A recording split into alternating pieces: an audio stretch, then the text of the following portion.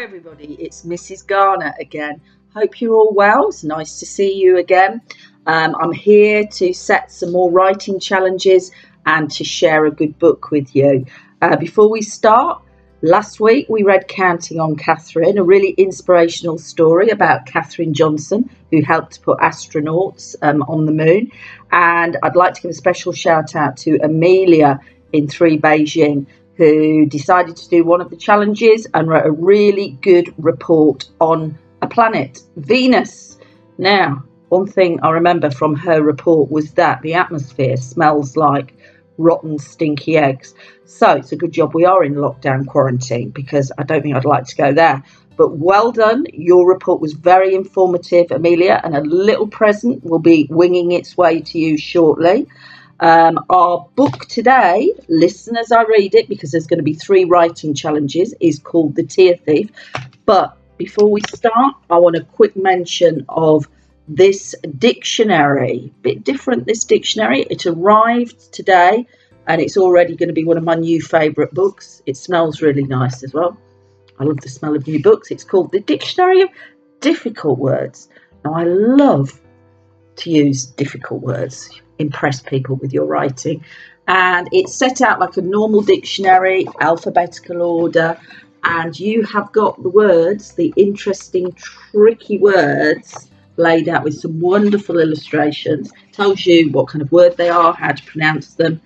If I go to Q, it opened on Q, and I thought, oh, I wonder if quarantine is that, and look, it is quarantine.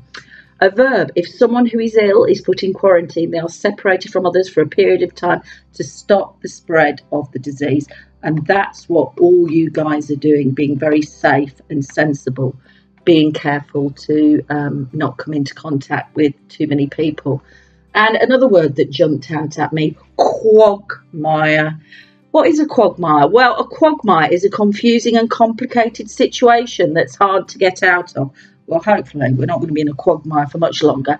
And also, it's an area of land that's so soft and squishy that you sink into it when you walk, a bit like a real boggy marsh. And I think that's where the idea quagmire, when you're stuck and it's complicated. But yes, I'm definitely going to be buying some of these books from Manorfield when we get back.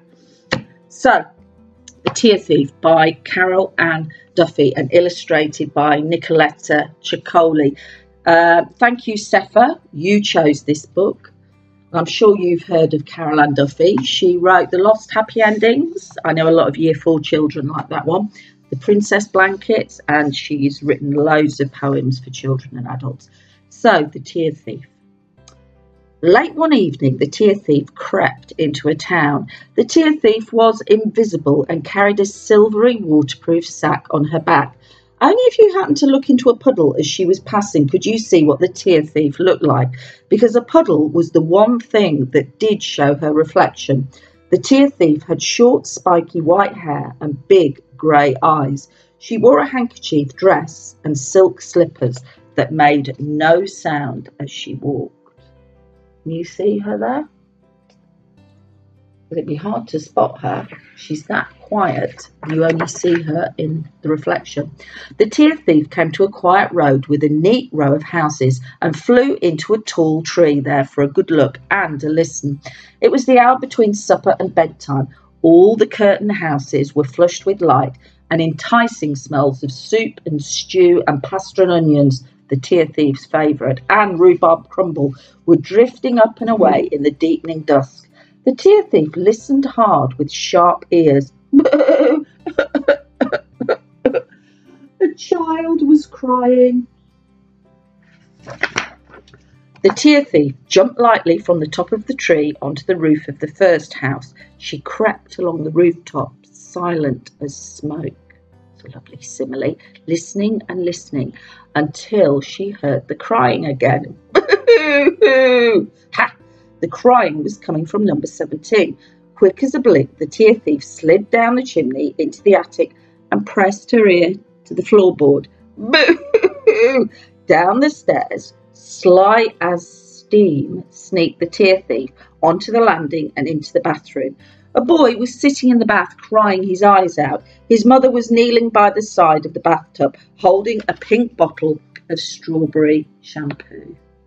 Can you see her? That was a lovely simile as well. Sly as steam, coming silently, slowly into the room. The tear thief sat perched on the edge of the bath, watching excitedly and loosening the top of her sack.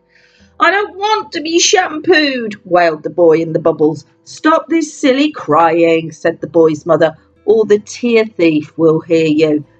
The boy stopped crying and stared at his mother.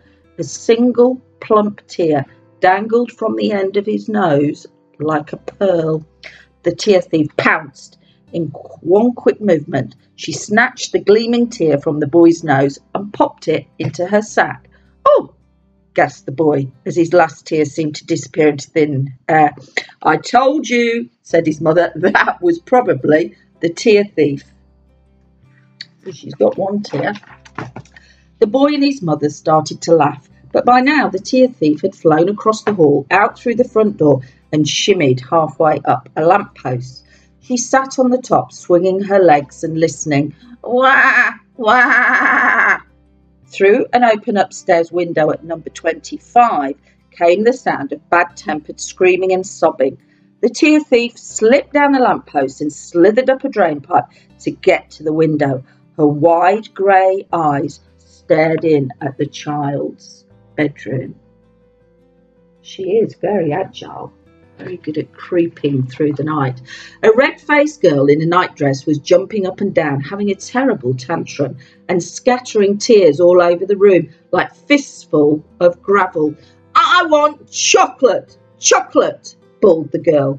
The tear thief hopped into the room and began to steal the girl's tears. That's 5, 10, 15, 20, 25, 30. Into the silvery sack they went. 40, 50, 60, 70. The more tears the tear thief collected, the more tired the girl became, until eventually she sat down on the floor with her back against the wall and fell fast asleep.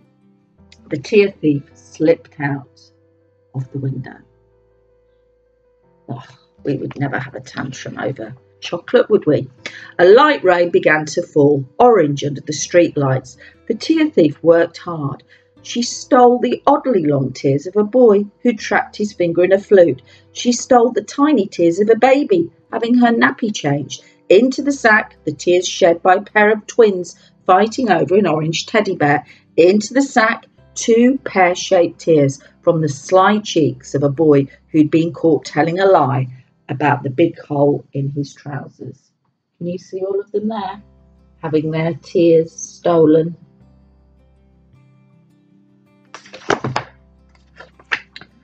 The tears were jewels inside the darkness of the sack, clinking and chinking and winking. Tears of rage were red and glowed like rubies. Tears of envy or jealousy were as green as emeralds. Tears of self-pity were turquoise. Scared tears were white like moonstones, and guilty tears were amber. Rain gurgled and chuckled in the gutters. Here and there a puddle stared up from the pavement. The tear thief listened, peeped, crept, climbed, pinched, nicked, filched and purloined until her sack was brimming with tears. She set off down the road as the last of the rain stopped falling. A girl was standing alone under a lamppost on the corner. She loved all those verbs there. Crept, grabbed, listened, pinched, filched and purloined. As the tear thief sneaked past the girl, she noticed she was quietly crying. The tear thief stopped. There was always room in the sack for a few more tears. She looked carefully at the girl's tears. They were very special. They were tears of real sadness. The tear thief could tell that just one of these tears was worth 100 cried over spilt milk or crocodile tears. She reached out her pale hand to pluck one from the girl's cheek. Just then, the girl wiped her eyes with her sleeve and looked sadly into a puddle. The tear thief's mischievous face stared up at her. "Oh!" squealed the girl and turned round to look behind herself. Is she going to see her? Let's see. There was nobody there. The girl looked at the puddle again. Sure enough, there was the reflection of the tear thief in the water. Who are you? Asked the girl. I am the tear thief. The girl knelt down by the puddle and stared hard at the tear thief's reflection. How old are you? As old as joy and sorrow. But where do you live? In every place where children cry. Were you going to steal my tears? Yes, said the face of the tear thief in the puddle. Your tears are the most precious tears of all. They are worth more than diamonds. The girl stood up again. Her face was still wet with tears, like the leaves of the trees were with the rain. She gently wiped off one of her own tears with her fingertip and stared at it. She could see the reflection of the tear thief there as well. But why are my tears so precious? Asked the girl. I will tell you everything, said the tear thief. If you just give me your tears, just close your eyes and listen. So the girl closed her eyes, and the tear thief gathered the tears from her eyelashes and cheeks as she whispered to her, each night, in the hour between supper and bedtime, I visit a different street and steal the tears of every child who cries. When my sack is full, I climb up to the moon and I pour my sack of tears into the moon's light. The light of the moon is made from tears of laughter or pain or anger or boredom, from every kind of tear you can think of. But the most beautiful part of the moon's light comes from tears of pure sadness. And that is what your tears are. Yes, said the little girl. It's because I'd lost my little dog. Oh no. She opened her eyes as she said this and looked again. But in the puddle there was nobody there. She ran along the street to the next puddle and stared into it, then the next and the next and the next. But they were just ordinary puddles with nothing special in them at all. The girl ran round the corner, looking down at all the puddles as she ran. Then she ran round another corner and another, searching in every puddle for one more glimpse of the tear thief. But it was no use. The tear thief was gone. Woof! Woof! The girl looked up. Woof! A little black dog with a white chest was sitting under a tree at the end of the street. The girl called out her dog's name. It's you, she said. I found you. And so she had. Her little dog came splashing towards her through the puddles. Yay, reunited. The girl was safely tucked up in bed and the dog was safely curled up in his basket. The rain had stopped completely now and all the puddles were shrinking. The night was calm and quiet. The girl always left her curtains open so that she could see the star she was born under if she opened her eyes. She opened them now. Outside her window, a full moon rose, huge and luminous. Oh, gasped the girl. She got out of bed and went to the window. It was the most beautiful moon she'd ever seen in her young life. Light poured from 1,000,000 different moonbeams. The girl saw the light of the moon in her garden, turning the leaves on the trees to silver. Beyond that, she saw the light of the moon on the rooftops of all the houses, like honey. A midnight cat walked along a wall, and the light of the moon made its eyes burn gold. The whole town moon-bathed as it slept. The river lay on its back and gazed up at the moon, dazzled and lovesick. Oh, let me show you the picture. Oh, lovely imagery there. How the town is moonbathing, not sunbathing. And the river personification being turned into a lovesick person dazzled by the moon. The girl looked up. For one brief magical moment, she could see the tear thief again, pouring and pouring her sack of tears into the light of the moon. It was so bright that tears came to her eyes as she looked. Her dog snuffled in his basket. In the house next door, on the other side of the wall, the newborn baby started to cry. The end. Ah, that was lovely, very magical. beautiful language in that. That was a very good choice, Sefa. So were you listening really well? Hope you enjoyed it. 3 writing tasks for you to have a go at, or you can do all 3. First one is going to be write a wanted poster. Can you create a poster which gives a description of the tear thief? Because the tear thief is very mysterious, very elusive. You only catch glimpses of her. I think she had short spiky hair, big grey eyes, but you'll have to do a better description than that. Where she goes, what she does. Think of doing a picture of her and then underneath a description that will help us catch the tear thief. And you can have a reward on your wanted poster, maybe some diamonds and rubies and emeralds. So first task, a wanted poster for the tear thief. Second task, rubies, emeralds, diamonds. They crop up a lot in this story, don't they? All the similes used with precious stones to describe the different types of tears, which I think is really lovely language.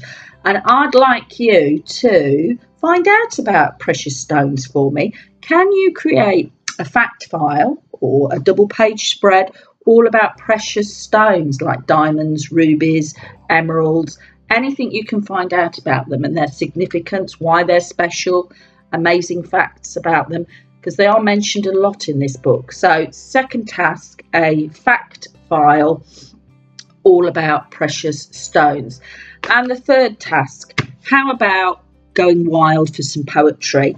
Write a poem inspired by this book, because there was some beautiful, vivid language describing the tears.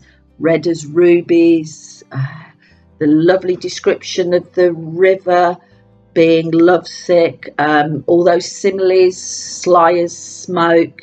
So yes, what I'd like you to do is write a poem inspired by the tear thief. Use your imagination. Nothing's wrong with poetry. Just have fun expressing yourself. So don't forget, you can send your work in. There's an email address that will be coming up along the bottom there. And I really look forward to reading your writing. So take care, everyone. See you soon. Bye.